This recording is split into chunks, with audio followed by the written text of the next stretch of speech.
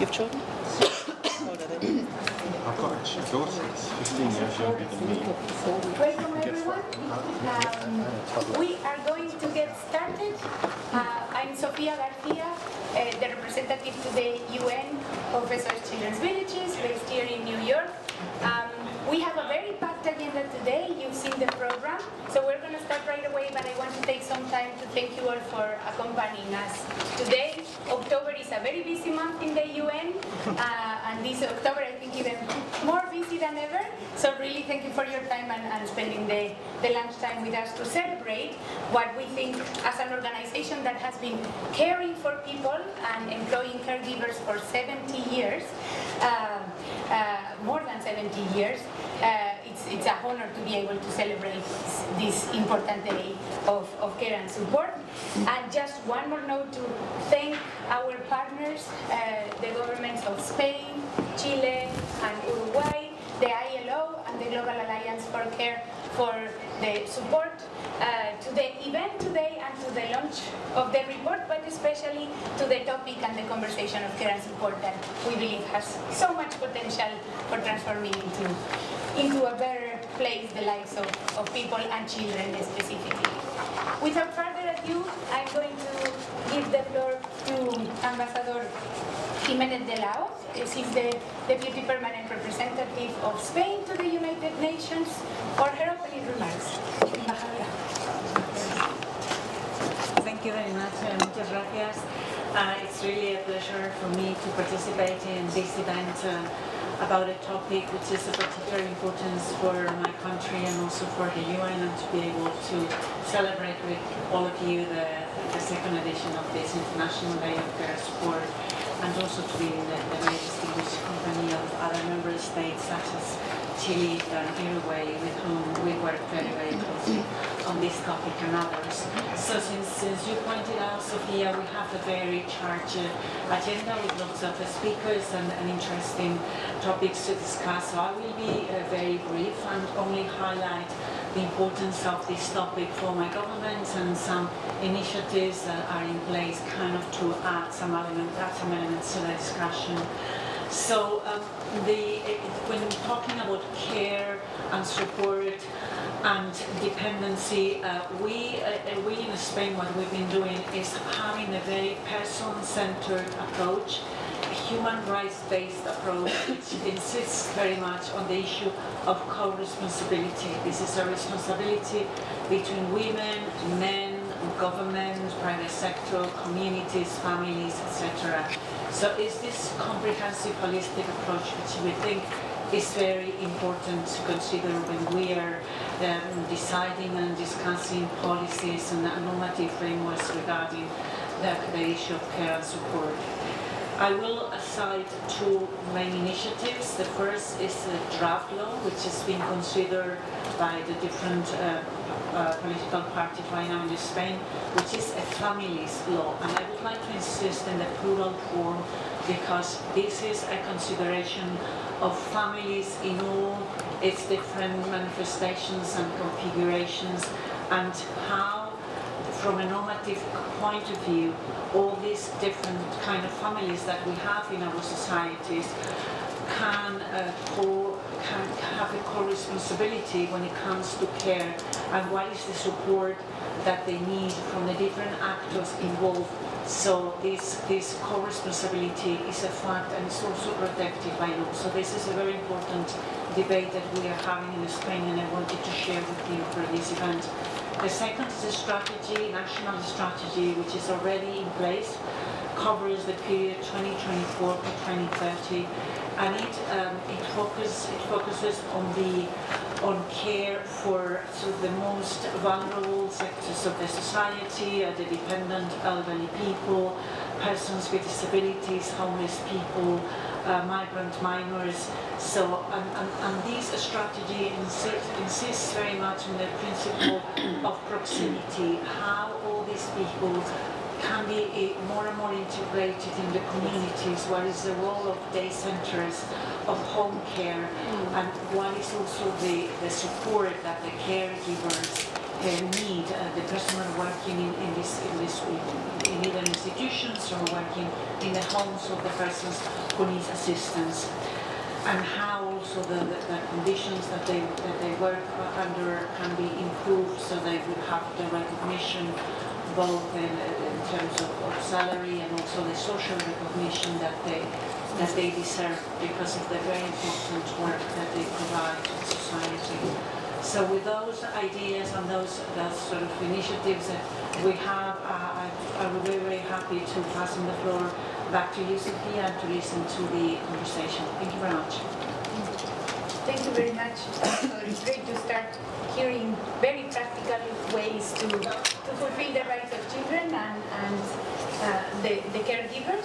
And for the second part of the opening, I have the pleasure to give the floor to Ms. Lana Idris. She is the CEO of SOS Children's Villages in Germany, or SOS Kinderdorfer weltweit.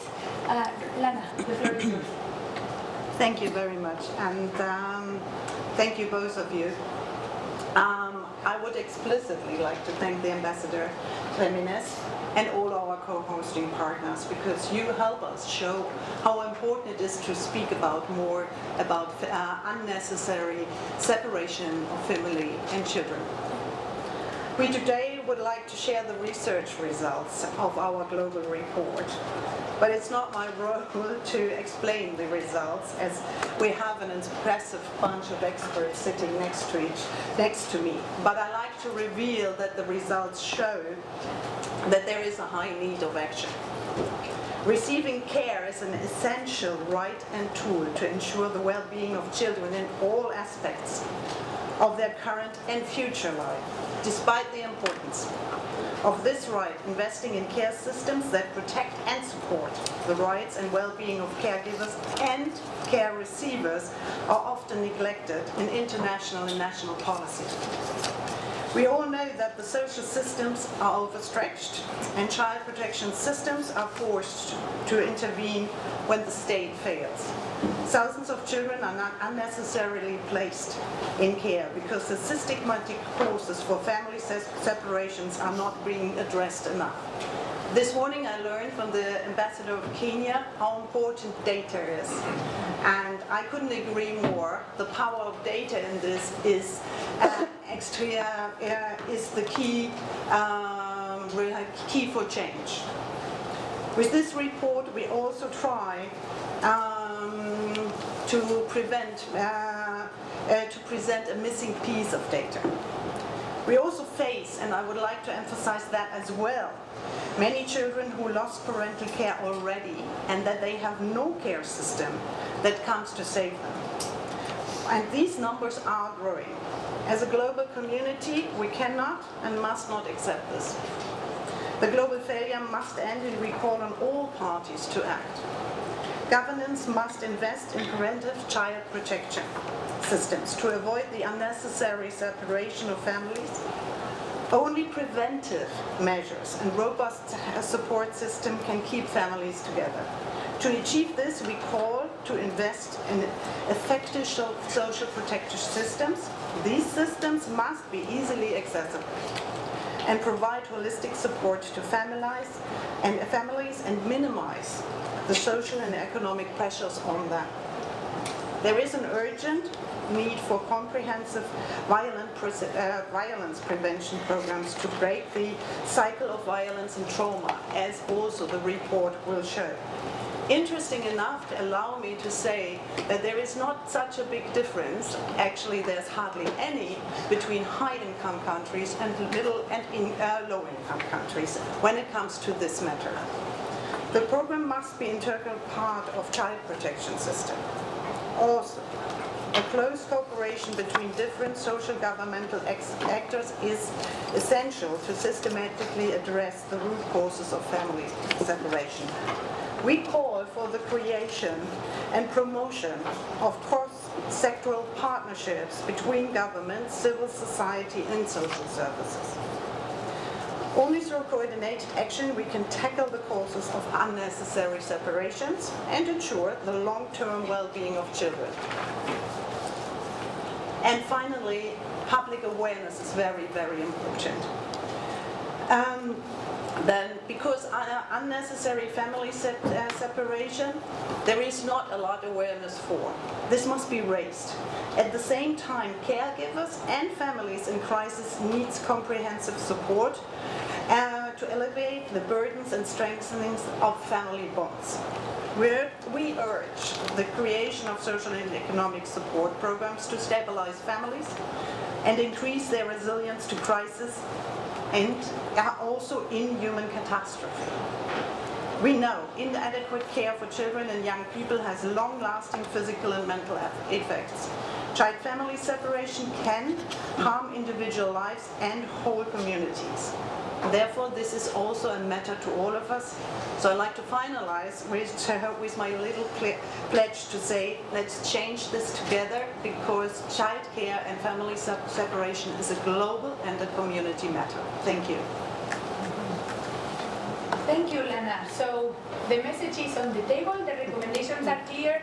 Maybe we're going to start with learning a little bit of how did we get to these conclusions and what the report that we are launching is about. You all have a copy? Copy is maybe what I need. You all have a copy of the report that you can read while you drink a coffee.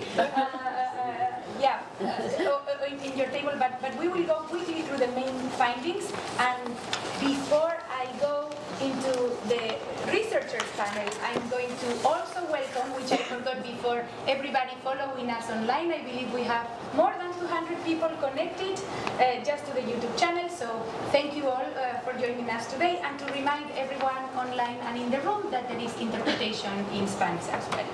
So let's get to it. I'm going to start by asking Rosamund Willie, one of the lead researchers of the report and one of the research team members at SOS Children's Villages International. The first obvious question, why did SOS decide to start this report, and how was it developed? What are the particularities of the methodology?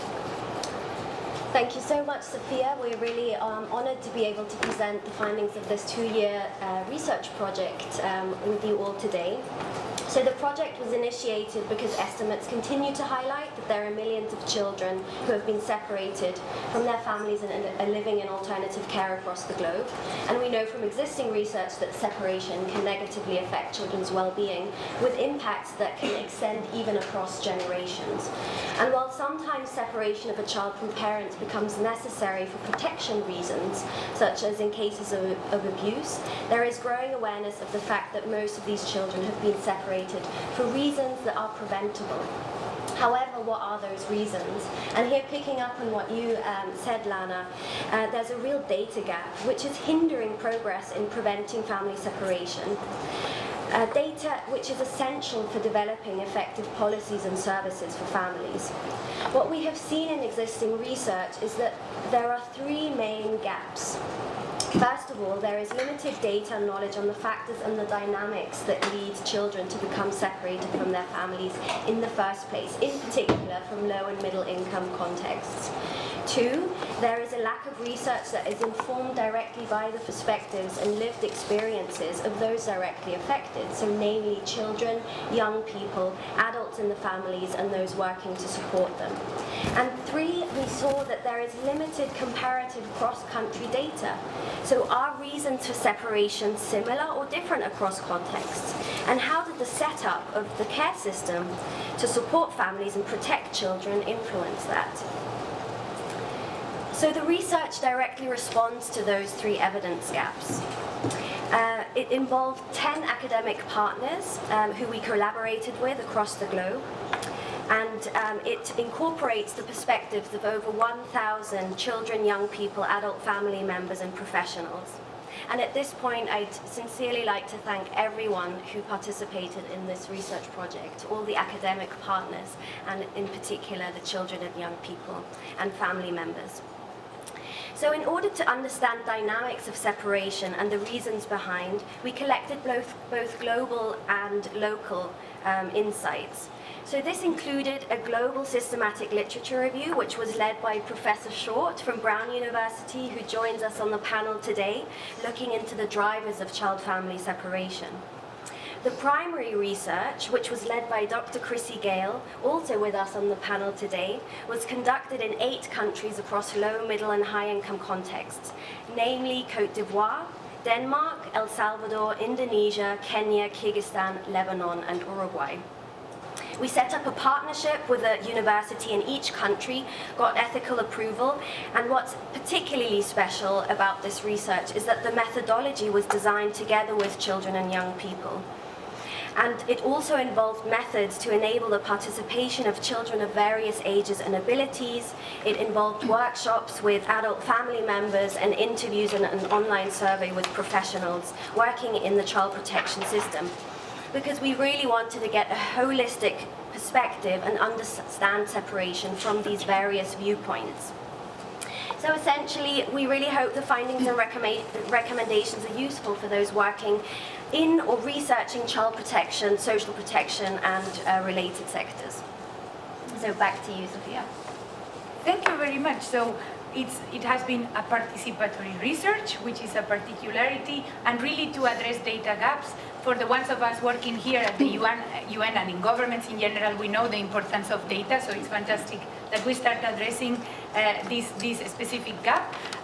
Tell us, maybe, I'm going to call on Professor Susan Short of Brown University to tell us a bit more of what were those gaps in the literature, and what highlights did you find in the research that now we have on the table as evidence? Red means it's working. Yes. Counterintuitive, but yeah. Thank you. It's an honor to share some of the results today with you. And I also want to acknowledge many collaborators in this research, including Professor Jesseline Weaver, who's here with me today. So first, we found that reasons for separation are multifaceted and vary across place.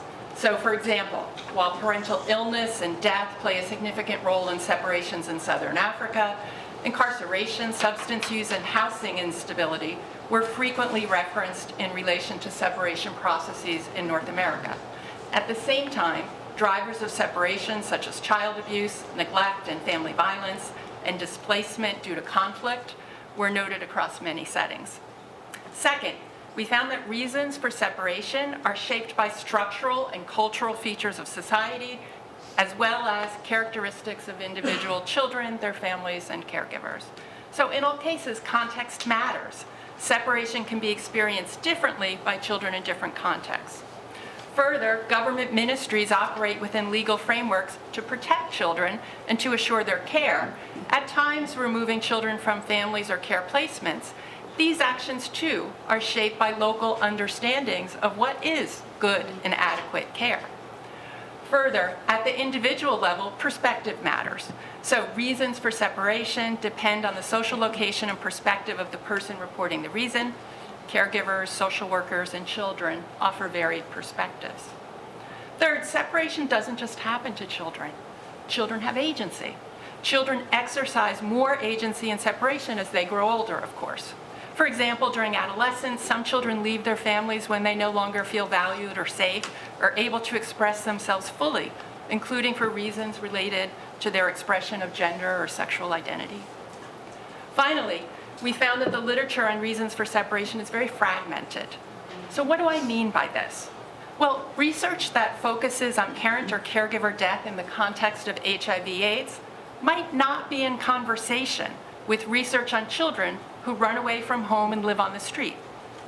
Articles that presented a broad and holistic view on the topic of child separation were quite rare. Thank you, Professor. Really, I think here in the UN arena and in the global policy arena, we know a little bit about fragmenting conversations. So it's a very good advice, and I'm finding from the report that needs to be seen on a holistic way, and that while for us this belongs to one committee or the other, to one UN agency or the other, for the child it's just one holistic approach and one life the impact, doesn't matter where it comes from, should be addressed in a coordinated way. And you mentioned child protection systems, and here we usually often at the ministry level as well have child protection on one side and then the care system conversation on the other. And one of the things we've been reflecting through the research and our work is how these have to be together. Again, for the child is together, and for the families it should be done in a coordinated way. But on child protection systems specifically, maybe I'm going to ask Chrissy to elaborate a little bit on what are those gaps from the child protection perspective that the research has found and should be addressed. So first and foremost, I want to say I was very, very privileged to conduct this research. 8 countries, a lot of time spent on planes, as you can imagine, but also I have thousands and thousands and thousands of words that we gathered from wonderful participants in the research that we have now analysed.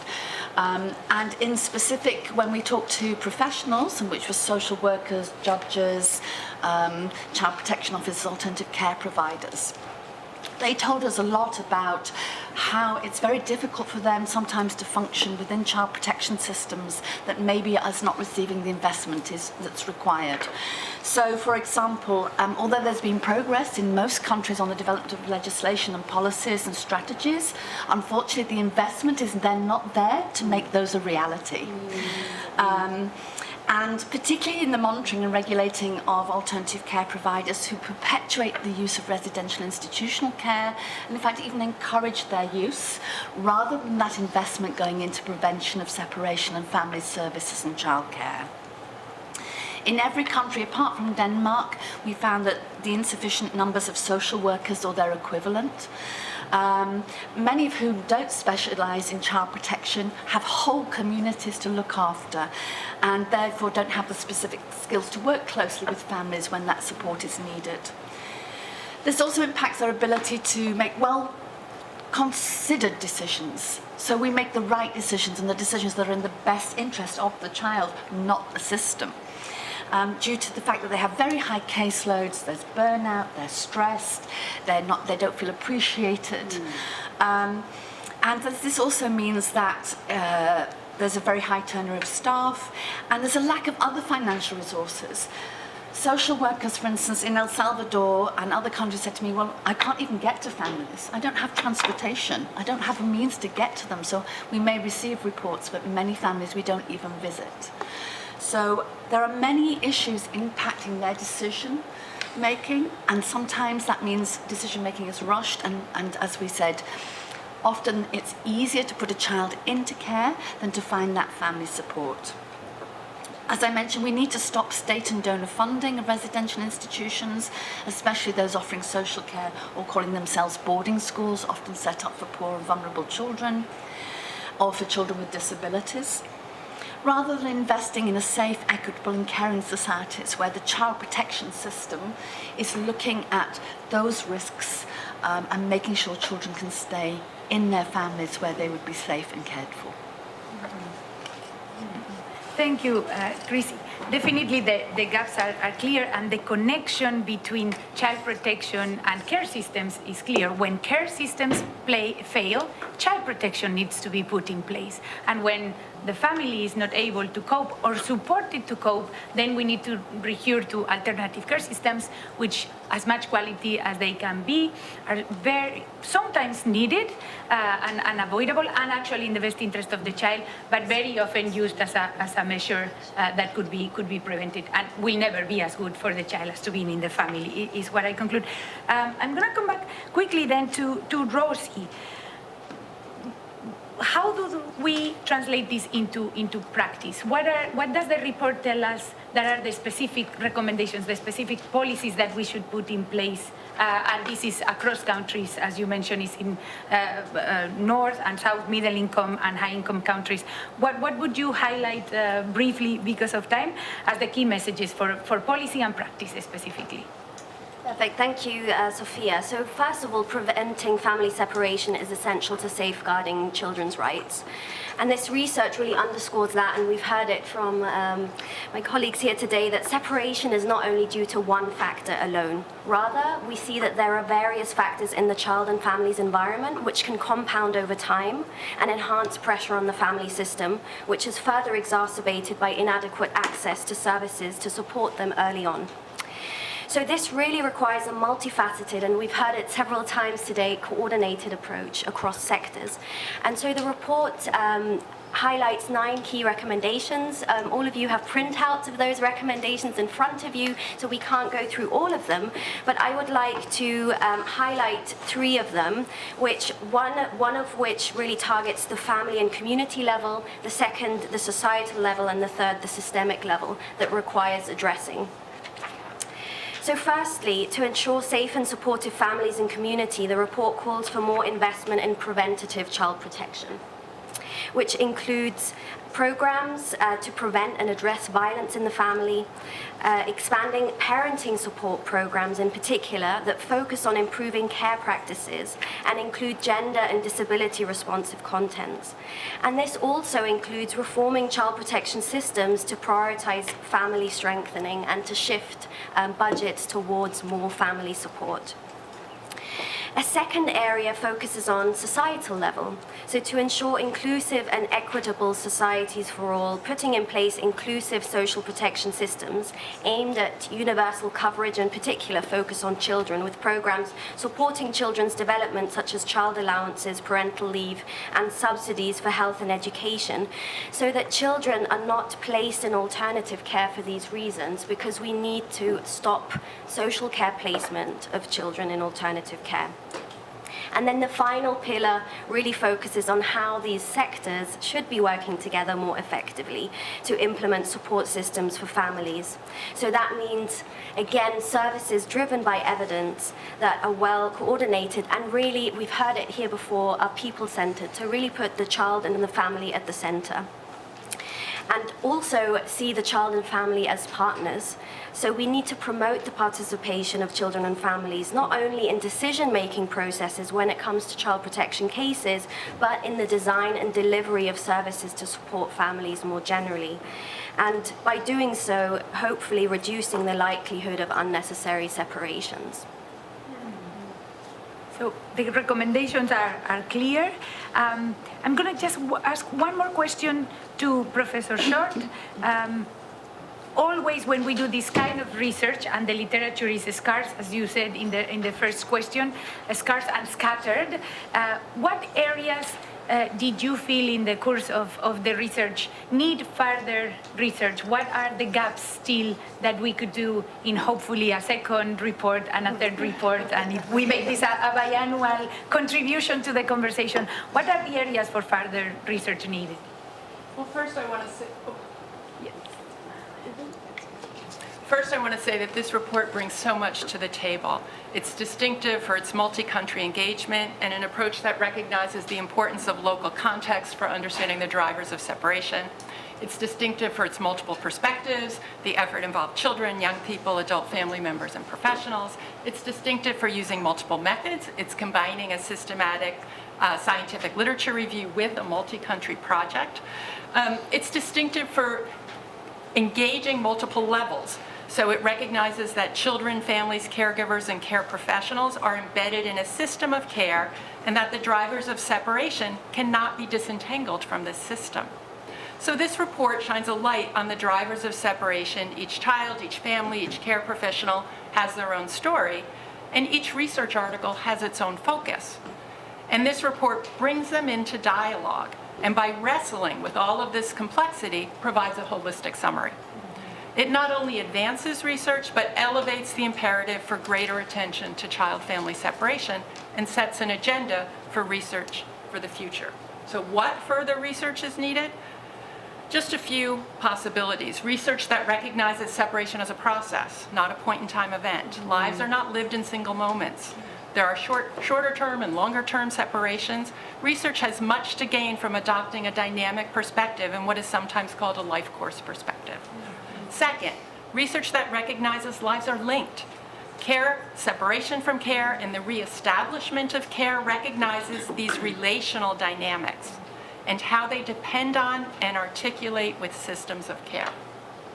Third, research that recognizes physical, social, and emotional elements of care as distinct and how each intersects differently with the concept of separation. Care spans borders. Being there for an adolescent can happen at a distance. Future research that integrates this complexity is likely to yield valuable insights. Finally, research that's inclusive. Inclusive conceptually, inclusive empirically, and inclusive practically, because all children have a right to care. Advancing these and other research topics will be challenging, however, without better data. The paucity of high-quality, detailed, longitudinal, and systematic data limits research. Developing better data systems is perhaps the most important recommendation for future research, because with better data, we will be able to address not only the questions that emerged today, but those we have yet to uncover as we work to ensure that every child thrives and has the opportunity to grow up in a safe, loving, and supportive environment.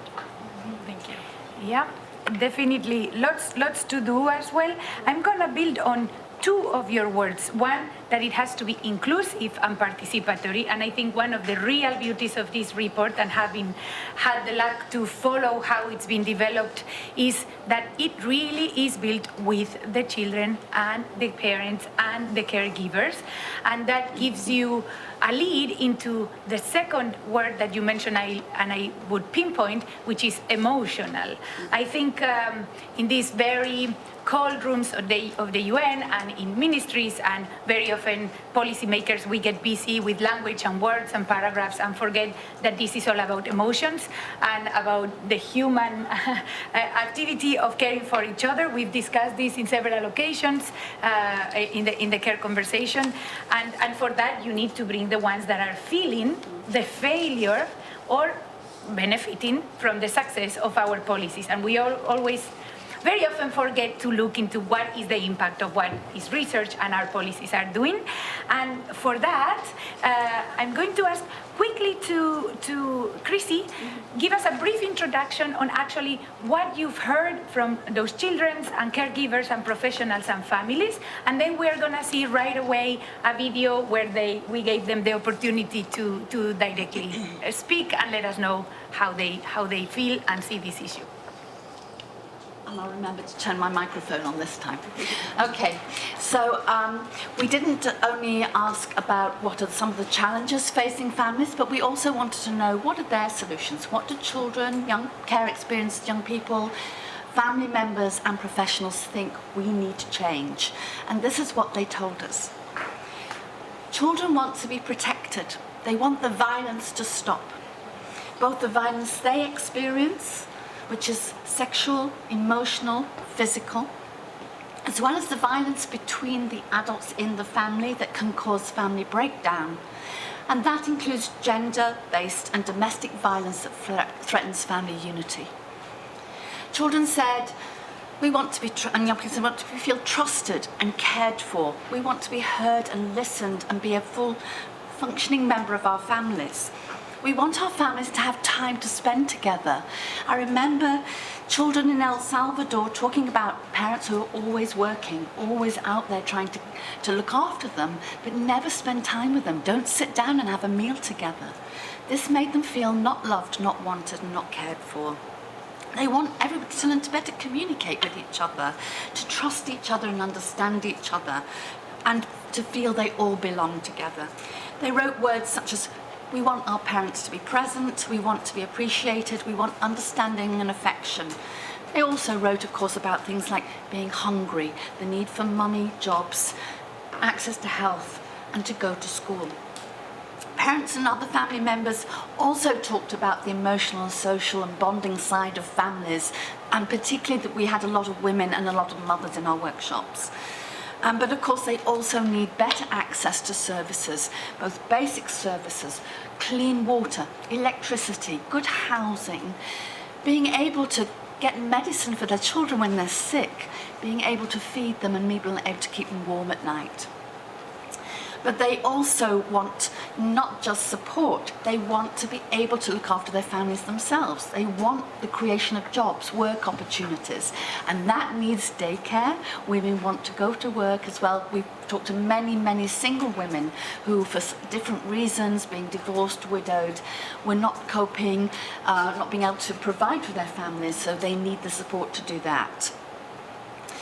I particularly think about a social worker who spoke to me in Lebanon, who had a mother come to them and say, I'm a widow, I have 2 daughters. I can't keep them warm at night, I can't vaccinate them, I can't afford to send them to school. Please put them into a residential care. And she said this with tears in her eyes, not wanting to be separated from her daughters, but not knowing where else to turn to. So we need training for women, we need to address patriarchal societies. And they also talked about the stress and how we need to address the issues related to depleted coping mechanisms within families and the support at those times, so that when these coping mechanisms erode, they want to be able to maintain an environment in which all members of the family, so we need to be family focused as well as child-centred, are loved, cared for and protected.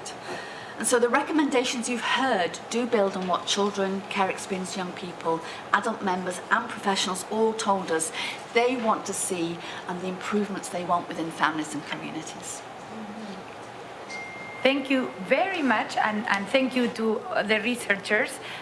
Let's hear a bit more about what they have to say. As you can imagine, we have a lot of materials and a lot of voices and a lot of experiences. It's very difficult to summarize it in 2 minutes, but here's just a sample of what we've heard from the families and the children.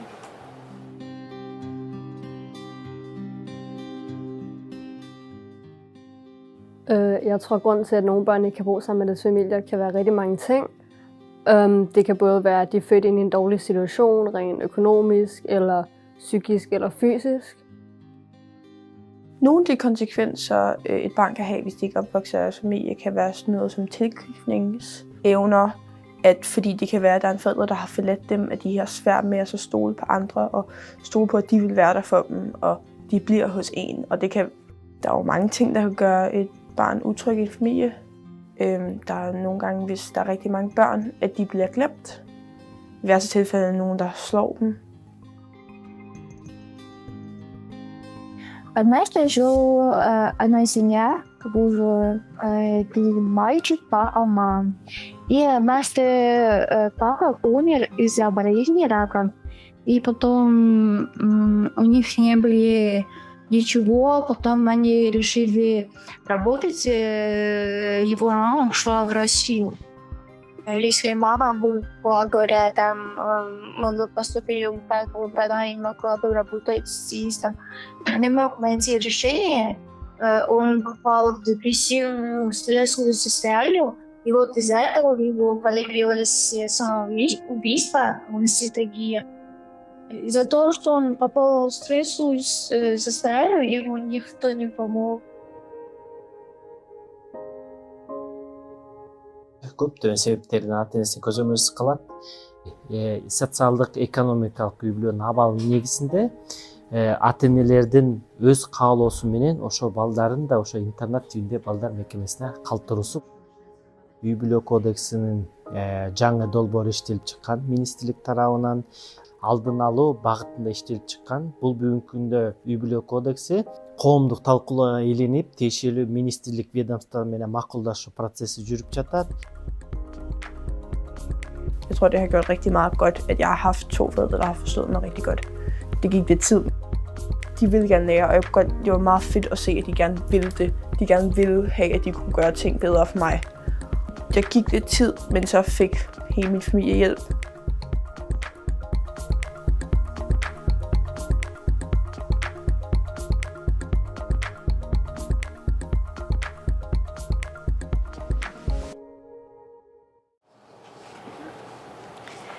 Thank you. So those are some of the very common, unfortunately, stories. I think one word that I'm going to highlight and has been said before and has been said in the video and is for me the cornerstone of the report, but also of our care and support conversation, is trust. We sometimes cannot measure that or translate it so easily into policy, but creating trust in the communities and families that we serve in one way or the other is a key piece that I think we need to work more on. We're going to now go into our second panel right away, and I think we're going to talk about trust and many of the things that have been mentioned in the report. Now, on a policy level, on a national level, on a practical level, how do we translate this into practice? How can we make it happen, and how can we, in the end, fulfill the rights of children through family support specifically? I'm going to first turn to Ambassador Narvaez. One of the leaders of the Care and Support Conversations is the permanent representative of Chile to the UN. For maybe Ambassador Narvaez to share with us some of the policies and programs that have been put in place at the global level and in Chile, and that can show practically and can inspire others to make it happen. Thank you so much, Sofia, and I will speak in Spanish, so if you can use this, that would be great. Primero quiero decir que estoy muy contenta, muy complacida. I would like to share that I am truly happy to be here with you today on this International Day of Care to address children. I am here on behalf of the Chilean government and on behalf of myself as an ambassador, as a woman, as a mother. We cannot build a better future. We do not care for our children. Children are the basis for tomorrow's world. Education and development are essential for creating more fair, equal, and sustainable societies. The care of children must be part of a holistic and sustainable system that considers their needs across all developmental stages. We therefore must ensure their physical, social, and emotional well-being, as the researchers have told us. We must ensure that they have access to education, to protection, to medical services. My country has committed itself to the protection of children. We can see this in the multilateral sphere through the various efforts that we have carried out. For example, the resolution of the International Day of Care and Support, as well as the resolution for the Social Committee called the Promotion of Systems for Care and Protection. Now, all member states of the United Nations can enjoy the fruit of this resolution, and we hope that this is a building block that will continue to further progress. In Chile, we hope to ensure children's well-being. This means that we must recognize that care is an essential service and a human right. It is essential for the well-being of our communities. We must prevent the unnecessary separation of children from their families. This is vital. In order to make this a reality, we need robust care systems for families and children. We have initiatives such as Chile Cuida, Chile Cares, which is an essential building block for a national system of care. We have defined that children's protection is a shared responsibility by the state, their families, and the communities. Chile Cuida represents progress towards building a national system for care. We reaffirm that children's well-being is a responsibility shared by all. We seek to ensure that all children have access to an environment in which their well-being, protection, and development is first and foremost from the start of their lives. I would like to share that my participation in the Chilean government has meant that I have had to learn from experience. This experience has not always been positive, and I think that this must be mentioned. It is rarely mentioned. We learn from our mistakes. We learn from situations where we have seen violations of rights. la And the most fortaleza important para que here desde la is to institucionalidad have the pública y desde strength los gobiernos tengamos from la our voluntad public política institutions, por from resolver our esos problemas. governments. We must share the political Y will creo to que es address these fundamental hablar con esa difficulties. honestidad. It is Porque essential si hoy to día Chile speak ha logrado with this construir las sincerity. políticas de protección Today, social es Chile porque ha has habido una built these apertura a social lo que aquí se ha protections dicho, que es because we have escuchar a las had this comunidades, opening. We have escuchar heard the a los communities, sujetos de we have atención y de heard from protección those y involved construir un in sistema the system of institucional protection and entre care, todos and we've been y able to sacar build este this tema system de una together. discusión política This contingente topic menor is no y llevarlo a longer un a tema de minor Estado que political obviamente tiene que ver topic, but it has con la been voluntad raised del to the Estado de national Chile de level. ratificar We la have Convención de los Derechos the del will Niño. of the Chilean Pero a government that partir has de eso ratified the se construye Convention todo un sistema. for children's Y por rights. lo tanto And we creo have haber therefore sido been able to parte también build a system. de las políticas So I públicas believe that implementadas en we materia have de protección participated de la in infancia. these Quiero rescatar policies. el programa I would Chile like to Crece highlight Contigo. the Es un program programa Chile que ha Crece resultado Contigo, Chile fundamental desde Grows el with punto de You. vista de la This protección y del is an sistema de protección essential social en program when Chile. it comes to the Un social programa que protections that we esperamos have pueda in my seguir country. avanzando y We dentro del hope cual that se this inserta program will hoy día continue to este progress, sistema nacional de and cuidados. the national care Aspectos system claves del is actual part of this proyecto de ley del program. gobierno del presidente Gabriel Boric tienen que ver con acceso President universal a los Boric servicios has de cuidado a infantil, bill el that apoyo a las currently familias y focuses cuidadoras. No lo on voy a desarrollar por razones de services for tiempo, pero la child información está care, disponible. services available Coordinación to those who interinstitucional, care for promoción de la others, igualdad de género y la the justicia promotion social of y gender protección equality and de los social protection, derechos del niño. as well as El protecting segundo children's gobierno de la rights. presidenta Michelle Bachelet Michelle fue Bachelet's consolidando second un government sistema integral de was able protección to a la infancia que consolidate tiene muchas a capas, holistic system dentro de las of cuales hoy protection día for podemos children. derivar It el is sistema a nacional de cuidados. Creo multi-level que es un system esfuerzo de that has largo led aliento. to the current Este es system un that we esfuerzo que ha currently enjoy. significado This is a una long-term retirada del effort. Estado The respecto de su state relación con la has had infancia. to come Tiene que back ver con el and compromiso de analyze levantar its una institución relationship tan with fundamental como la children. Defensoría de los We've Derechos de los had to Niños y las focus niñas on y escuchar a defending the niños y rights of niñas children. en los We've had procesos to hear institucionales y from políticos de nuestro children país más involved importantes como fueron in los the proyectos de nueva various constitución systems que of no our llegaron country, al término que such hubiésemos as the esperado, development of the pero new donde las voces de los constitution, which niños y niñas perhaps fueron did not have the rescatados. result Es that we decir, es hoped, una but we manera were nueva able de to hear the relacionarse con voices la of children. infancia, en So tanto this is a ellos new sujetos way of relating integrales with de derechos. children Hoy día las as leyes se transforman the en esa main voluntad holders política, of esperamos rights su in this aprobación system. y esperamos So we are un tiempo más currently estar con waiting for ustedes, this bill to evaluando be también cómo ha approved, sido la and we hope to be implementación back here de with esas you very iniciativas. soon, Muchas gracias. evaluating the implementation of these initiatives. Thank you. Thank you. You may clap. Thank you very much. Thank you, Ambassador. Switch to English, though I feel tempted to continue in Spanish, but it shows that it is clear that it is possible and that policies can be put in place.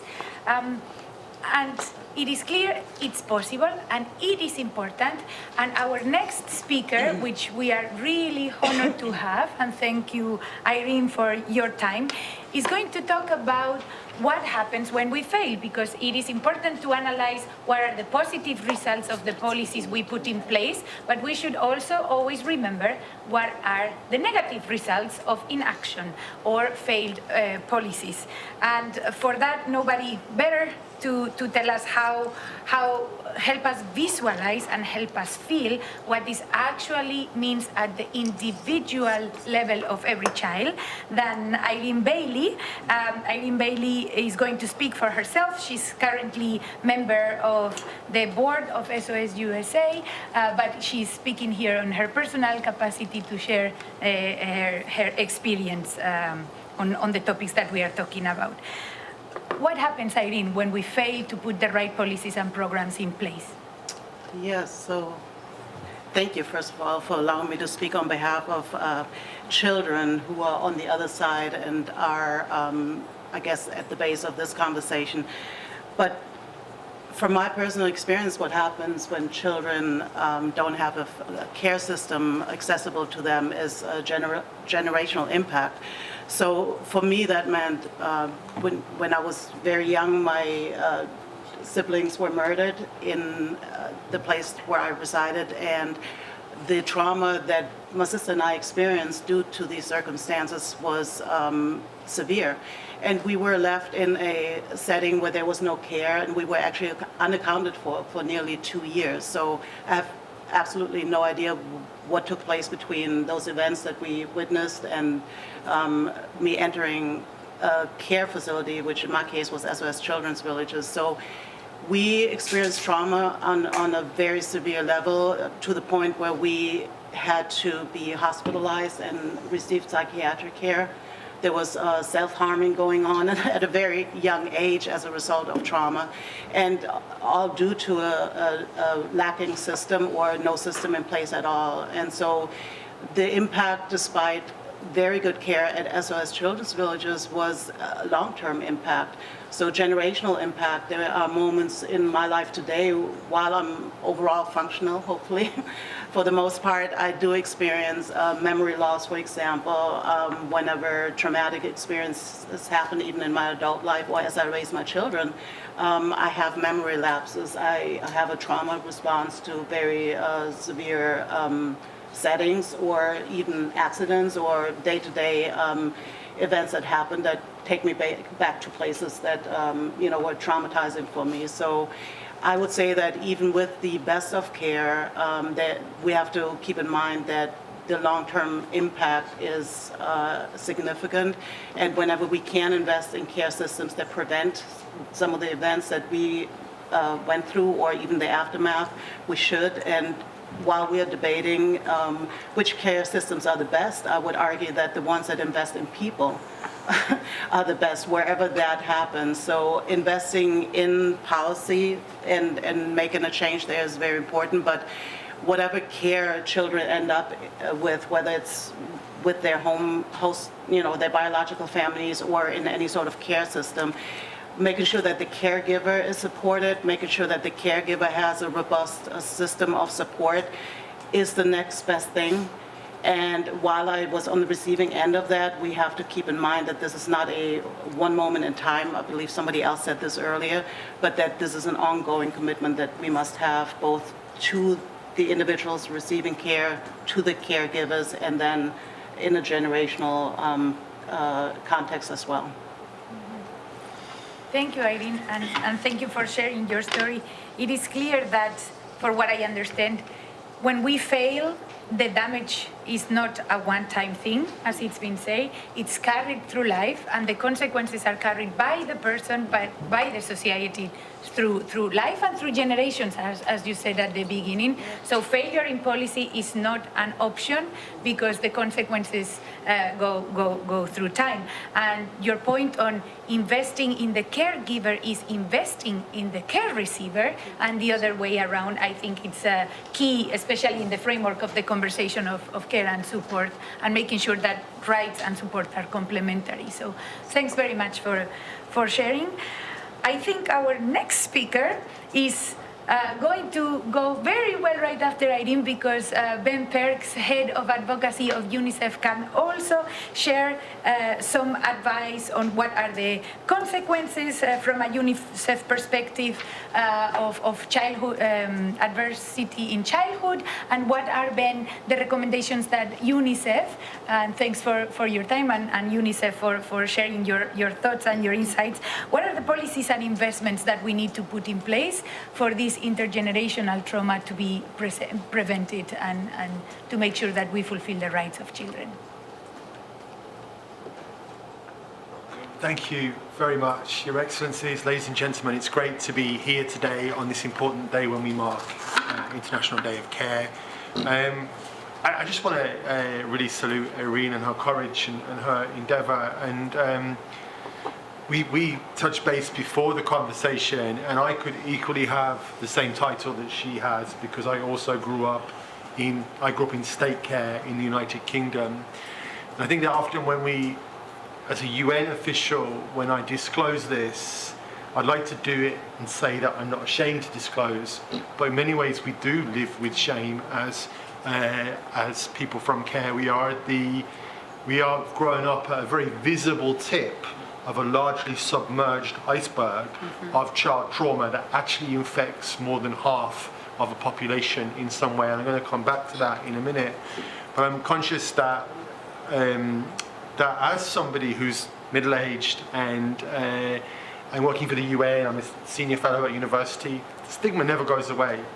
And the consequences never go away either, because to come from care in the United Kingdom, we are 70% more likely to die early, and more than half of the kids that I lived in an orphanage with, they've passed. Children from care, adults from care backgrounds make up half of the homeless population and almost half of the prison population, yet make up less than 1% of the population of children in the country at any given time. So we're talking about something that is an extremely complex and painful and challenging situation. But there is some positive news. Let me just talk about this broader issue of trauma for a moment. Somebody asked me recently, why did you go into care?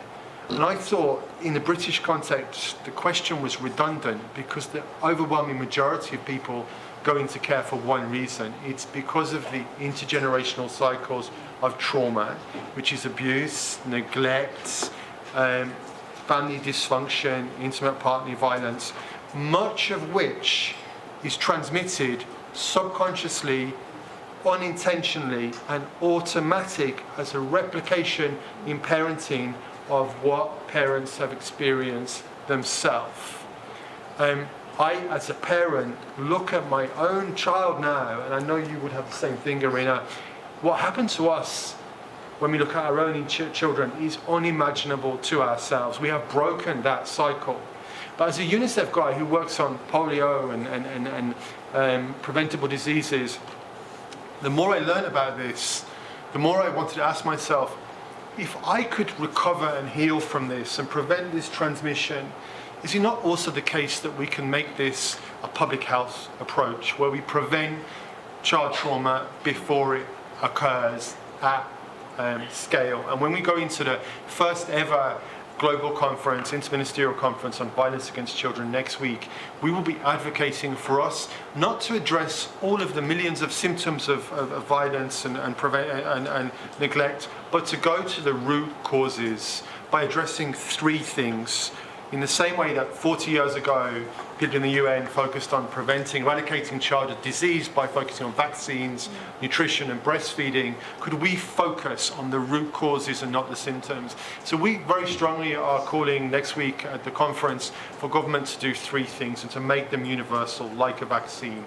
The first one is do everything we can to protect primary attachment, universal access to parenting programs. 435 randomized trials now show that parenting programs are extremely powerful when evidence-based and culturally appropriate at driving much better outcomes in terms of prevention of maltreatment, learning and nurturing care, but also in terms of parental mental health, because love heals. If parents have the skills to overcome that unintentional transmission of trauma and they learn to have more of an attachment with their child, that improves the parental mental health as well. Also, it's International Day of Care. We're also thinking about childcare. The absence of affordable childcare and the absence of parental leave is a turbo booster for abandonment and neglect and abuse. So we need to make sure that those things which have a huge return on investment, trauma costs maybe 11% of GDP globally, we can eradicate it. So primary attachment, number one. Secondary attachment, making sure every child who goes into school is safe, seen and soothed. So many of us that grew up in care were rescued by a teacher. Right? And that, but it's not just kids in care, it's kids affected by trauma overall. So, and that's really important for learning outcomes. The most powerful meta-review of what makes schools work, carried out by Professor Hattie, who many of you will have heard of, found out teacher connection is the most important thing in learning outcomes. It's also the most important thing a school can do to end child trauma. And the third thing that we will call for is the response services, adequately funded, evidence-based, human rights-based response services for children that cannot be at home because for various reasons, and children who are separated from family for other reasons like migration and death and so on. We are the first generation in history to know the causes, the costs, the astronomical costs, and the solutions to child trauma, and we can be the first generation to make sure that every child grows up safe and loved, and that future generations no longer need to have a conversation about alternative care. Thank you.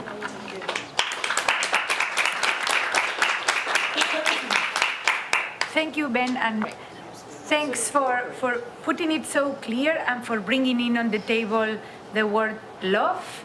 The slogan of SOS has been for many years, a loving home for every child, and it's something that goes through should go through every of the conversations we have here doing global policy at the UN, but also at the national level, and that we never mention. I remember when we were negotiating the SDGs, we brought a child from Chile, actually, by coincidence, and we asked him, the world we want was the conversation, what's the world you want? And some children said education and health and the things you've mentioned. And this child said, I want a world where there is love, because then everything else will come. And then we spoke with the co-chairs of the process back then, and he spoke in front of everybody and said, I know measuring love is very difficult, but unless you put love on the table, you are not gonna achieve any of the plans you have. And I think that's something that we should all bear in mind when we do programming and policies and advocacy, that this is all in the end about caring societies in the deepest meaning of caring societies, right? We're gonna go now for two. How do we now make this again? How do we see this at the country level? One of the very interesting results of the report is that while family separation is contextual and the impact that it has, it's contextual, we found out that from Denmark to Kyrgyzstan, there are common factors for family separation, and sometimes it's a transnational issue, as you very well said, Lana, in the opening. It happens everywhere, and for a child, regardless of where he's from, is a traumatic and harmful experience if not addressed on time. So we're gonna hear first from Verónica. Verónica va a hablar en español, so if you need interpretation. Verónica is going to speak in English. Therefore, if you need an interpretation, go ahead. She has been working in Uruguay for 6 years now with SOS Children's Villages. With the experience that you have taking care of children, supporting the development of different policies, what are the recommendations that you can share with us, and how can we implement this alternative caregiving process in this caregiving system? We don't have much time, I'm sorry. The important part of this research is to understand the reasons why a child can be carried away from their families. And this has nothing to do with their children, but with adulthood. And this leads us to the next point, which is to understand that it is important to underline what the causes are in order to prevent them. However, the main objective should be the families, not the children, because the main problem is in the families, the problems that exist in the whole world, regardless of some war conflicts, are more or less the same. They're well known.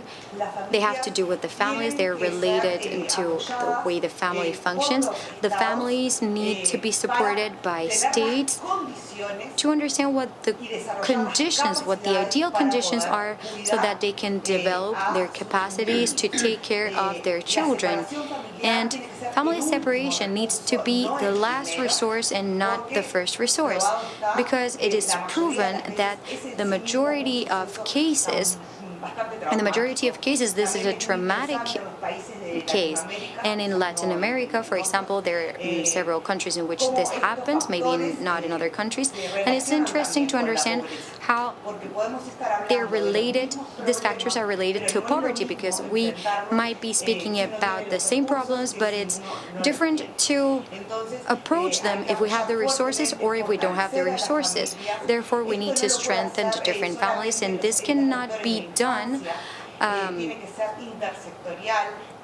nationally, it has to be done at an intersectorial, multilateral level. The different states need to strengthen the families so that they are able to take care, and so that they are only separated in case in which there is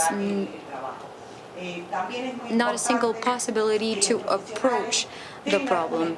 It's important for professionals to be trained not only while making a diagnosis of the possibilities of the families, but also it's important to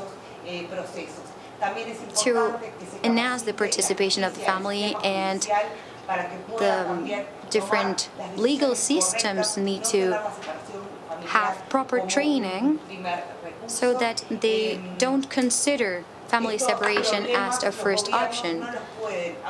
These problems cannot be tackled by the government just with data. We need to combine all our efforts because we need money to generate ideal conditions so that families can take care of the children, but we also need technical work because sometimes the problems are transgenerational, and reverting them means that we have to profoundly work with the different professionals. We're short on time. I'm going to keep it very short. In some countries, there is a lot of money that is invested in the systems that are happening after the process. If we focused in prevention, there would be less children that would have to opt for these boarding institutions. Now let's go to Kyrgyzstan. I was thinking in Spanish. Lira is the national director of SOS Kyrgyzstan. Lira, what are the similarities and what are the differences, and any other practice that you want to share that works and could inspire others to follow example? Yes, thank you, Sofia.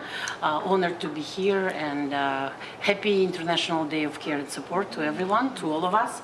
So, how we are different? Well, we are not that unique. According to the results of the research and according to the experience that we have working at SOS for many, many years already, the same problems that we faced that are contributing to the child-family separation. So that would be social and economic vulnerability, which is caused by the poverty, of course, of the social of the certain layers of population. Definitely labor migration, both internally and externally, which causes child-family separation, and children are left behind either with their relatives or straight to the residential care, early marriages, which is also like not a very unique to Kyrgyz Republic, and domestic violence, of course. So, but I mean, as soon as it's so obvious, and it was obvious for us, but as soon as it's supported by the evidence provided by the research findings, as soon as it's data-driven, it becomes much stronger argument for the advocacy changes on the national level, on international level, since this is such an international report. And in order to change the situation for the better, a lot can be done using the findings of the report. And speaking of the experience of the Kyrgyz Republic, I can say that with these findings, we definitely can improve the local legislation. As you saw in the video, we are in the process of transforming, revising the family code of the Kyrgyz Republic, which will provide us with a solid background on creating the a huge range of social services preventing the child-family separation. Like our researchers mentioned at the very beginning, that many issues that were discovered by the research findings, that most of those separations were preventable. But unfortunately, due to the scarcity of the social services, preventive social services, it was inevitable, especially in the case of our country. So the importance of the partnership with the government, which is very effective recently for the Kyrgyz Republic, between SOS Kyrgyzstan, UNICEF, which I'm exactly proud of, and other civil society members, it's becoming more and more solid, and we are changing the society, we're changing the face of the social sector gradually but surely, and we are now on the edge of creating something really new, which can serve for the better of the society, preventing the child-family separation by creating such type of services as economic empowerment of these families. But before empowering them economically, you should empower them psychologically, which also about social services or psychological support services. Also, it's about providing them with the different types of services, not only for the children and families in difficult type situation, but also for the youngsters, because previously those young people, they kind of missed this part when they were children, and they were not provided with these services. And now, if we provide them with the support services for the youngsters, including mental health, which is very important and a very hot topic nowadays. This would be also very useful for us, because young people today, future parents tomorrow, and so that we can break this cycle, just like you mentioned. I really like this notion. So by also providing such type of services which are not exactly preventive, but they can serve as preventive, like extended family care. It's also like child is still kept in the family, because these are biological relatives who are taking care of him or her. Kingship care, I don't know, guardianship of parents' friends, of parents' close people, which also will make this kind of not ruining the environment for the child as soon as the child is losing parental care or lost parental care, but there is a chance to keep on with the further support, further care, alternative care, which is also like preventive, this or in this or that range. So definitely investing into care today, investing into the preventive services today, I really like that as well, because we also use it a lot. It will be a strong social return on investment, which is really important for when we're talking about these type of issues. Thank you very much. Thank you, Lira. It's a very good summary of what we've talked about. In the end, you can call it SDG 1, you can call it Resolution X, you can call it Paragraph Y, CRC article. What we are talking about is to not leave the child alone, and to make sure that whether it is the community or the parents or the teacher or the government or all of us together, care for the child and show that we care for the child. In Spanish, if I can say it, to prevent la soledad del niño, which I don't think is something sadder. It even sounds, when I think about it in my own language, very sad to know that there are children that are alone and feel abandoned by the ones of us that claim to serve them. I'm going to close the panel. I think there is a lot of things still to share and to do. We'll have more events like this. Before giving the word to Ambassador Gonzalez for the closing remarks, I'm going to see if Lana wants to add 1 minute sentence to close the panel, and then we move on directly to the Ambassador. Yeah. I didn't want to be that long. Thank you very much. First of all, thank you to everybody. It was very interesting hour, but I think we are a provider of alternative care, a huge provider in 136 countries. That means we receive these children in pain who lost parental care. And my final sentence should be to them, we hear you, you trust us, you shared that pain with us, and we would like to act on this experience we have built up on 75 years, and we would like to invest more in preventive systems. Thank you, Lana. Embajadora González. Good afternoon to everybody. I'm gonna go on. I prepare in English and Spanish, but I'm gonna follow my colleague from Chile, and I will speak in Spanish. So, put the translation. First, I would like to thank SOS Children's Villages for organizing this event. Thank you to all the sponsors. This was a wonderful opportunity to share our various perspectives as professionals working with children, researchers, diplomats working in the government. We were able to share this important topic, which is a priority for my country, Uruguay. I would like to congratulate my compatriots who discussed the situation in Uruguay, and we would like to highlight the work of SOS Children's Villages in Uruguay. They've been working for more than 75 years, working alongside our government. This is a little difficult. There's a lack of time. We have discussed so many interesting multidisciplinary aspects on this panel and all of the research you shared. But first, I would like to reference the report. The report is very rich. As Professor Gale said, there's a lack of information.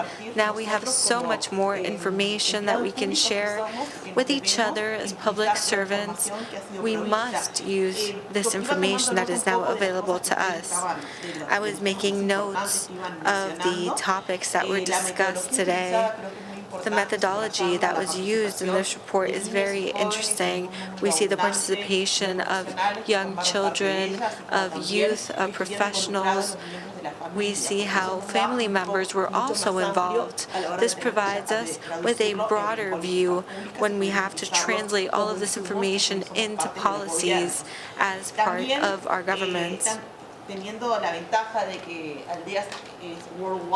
We also have the advantage of SOS Children's Villages working globally alongside the UN.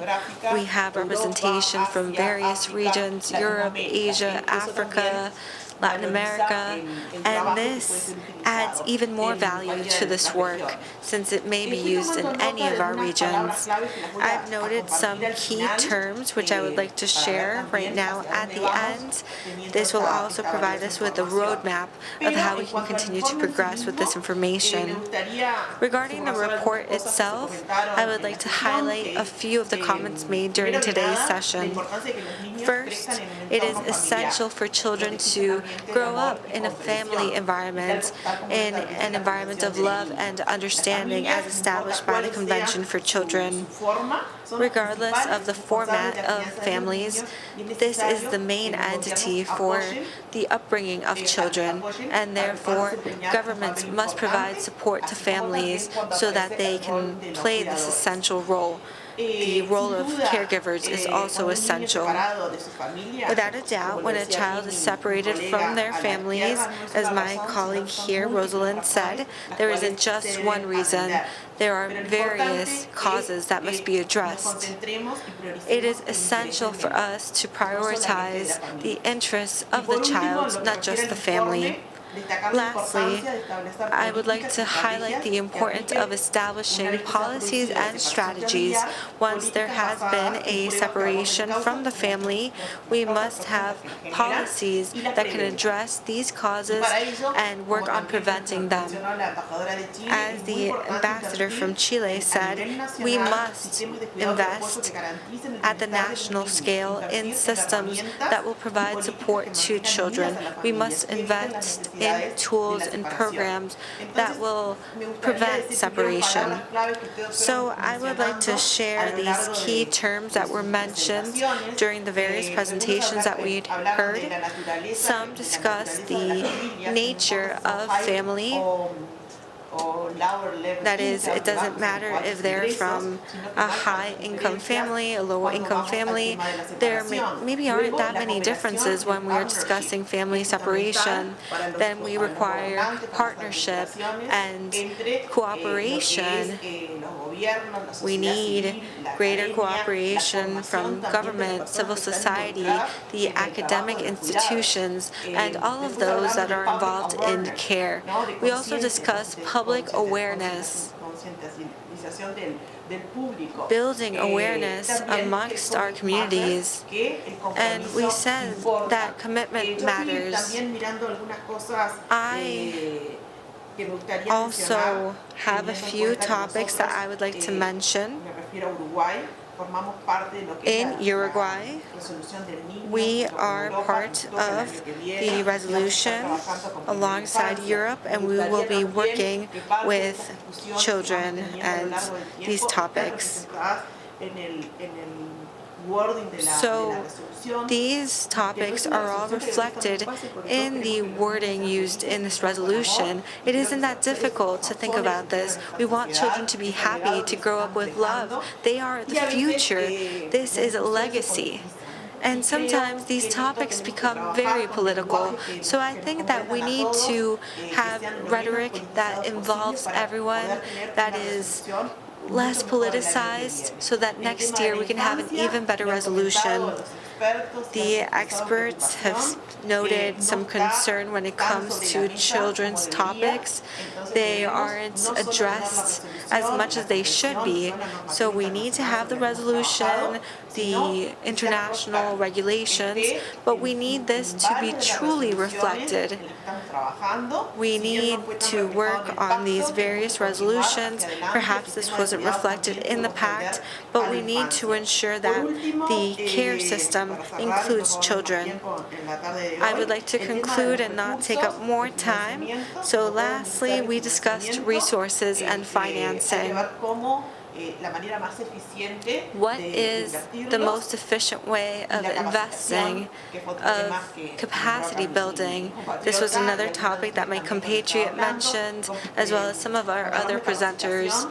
We discussed training the caregivers, educators, and parents. So this is a topic that must be addressed with a multidisciplinary view from our various sectors and spaces. So I conclude with this, and I truly thank you all for your presentations. We've taken notes from your remarks. We hope to work together with you next year, and please feel free to approach us at any moment so that we can have a better resolution and we can address these topics. Sometimes we have a lack of time and political difficulties, but our children need us. We can look at all of the conflicts experienced in our world. We have climate change, poverty, a series of various difficulties. Fortunately, in our region, we don't have conflicts, but we do have other difficulties, such as economic difficulties. And without a doubt, those who are most vulnerable experience separations more frequently, and sometimes the issues that they face are harsher than what is experienced in more developed countries with more resources. Thank you to our supporters and sponsors. Thank you to you today for being here today. Thank you for the people that's still online. And seguimos construyendo juntos y seguimos avanzando. We continue to build together and advance together.